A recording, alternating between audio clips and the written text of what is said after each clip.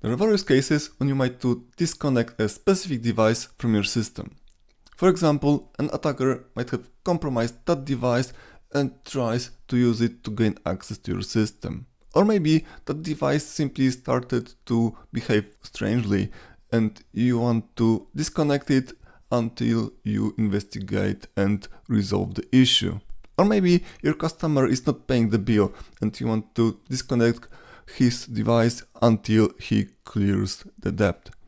There are various use cases, but disconnecting device from AWS IoT is not as simple as one might think. Here you can see my test device.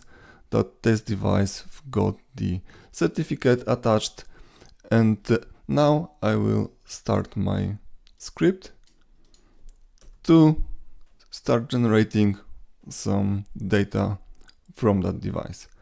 As you can see, it successfully connected to AWS IoT Core and started to publish some telemetry data. We can confirm that those messages reach AWS by going to the MQTT test client and subscribing to the test topic. I'm already subscribed to that topic, and you can see that here I've got counter number 5, 6. So those messages from my emulated device reach AWS. Now let's try to disconnect my device. There are a number of ways you can try to do it. So the way that typically is recommended is that you go to your device, you find the certificate used by that device, and certificate, this is the proof of identity of your digital asset. So you go to that certificate and go actions, then deactivate. We confirm that we want to deactivate that certificate. And even though status is inactive, you can see that my device publishes to AWS. We can even go to the test client and confirm that we got the most recent messages. So what's going on? We just deactivated the certificate. Device should not be able to communicate. But maybe let's try something else. Maybe let's go back to that certificate and attach a special policy. Here in the policies, I've got a disconnect policy that denies any action. So when we attach this policy to a certificate, device should not be able to take any actions, including publishing. If we go to that device, certificate, let's attach policy, disconnect. So this policy overrides our development open policy, but still we can see device keeps sending messages. So what's going on? The thing is that AWS IoT Core validates the permissions of that device during the disconnect, and until that device actually disconnects from AWS, it can publish messages. Those messages can be received by AWS IoT Core and potentially do some harm. And we do not want to do that. So is there a way to actually kick that device out of our system? Well, there is, and I created a simple script to do just that. So let me start my kick script.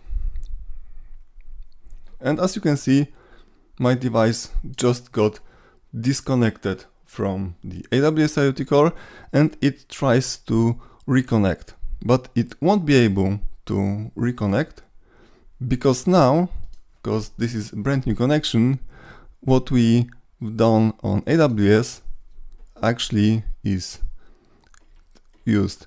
So if we go to certificate, the certificate is inactive and we've got that disconnect policy.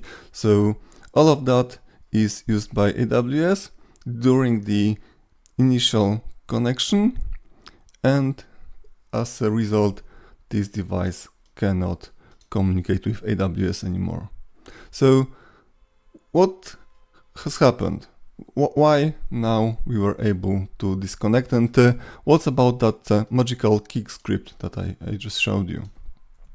Well, that's actually pretty simple script. It just establishes parallel connection to AWS IoT Core using the same field name as the one used by our compromised device. And that's the whole logic behind it, because when it connects to AWS using the same thing name, it disconnects any other parallel connection which use the same thing name. So this way we force disconnect.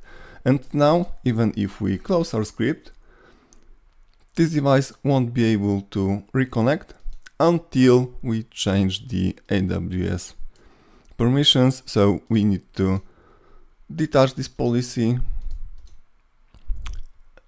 and we will activate certificate. It is very important. We could have revoked the certificate, but when you revoke certificate, there is not an easy way for you to bring it back, because the certificate is gone and you need to put brand new certificate on that device together with a private key, which is a bit tricky and might not be supported by all devices.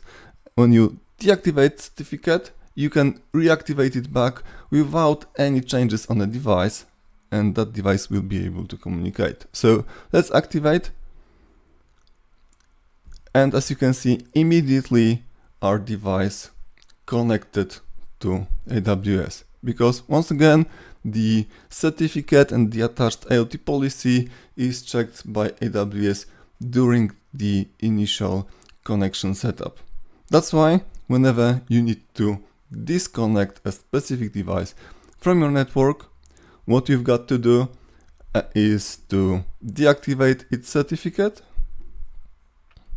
and kick that device out of your network by connecting as some other device but using the same thing name. As you can see here, I've got only my open policy. There is no need to attach that deny policy. Some documentation recommends doing that, but in my opinion that is not a good idea, because then you can always forget about that policy or something might be wrong. Just deactivating the certificate is sufficient to disconnect your device once you kick it using some parallel connection. Then once again we can activate the certificate without any changes on this device and everything runs smooth. I hope that was interesting for you. Let me know in comments if you got any questions on this topic, or if there are any other topics you want me to cover. Thank you so much, and till next time.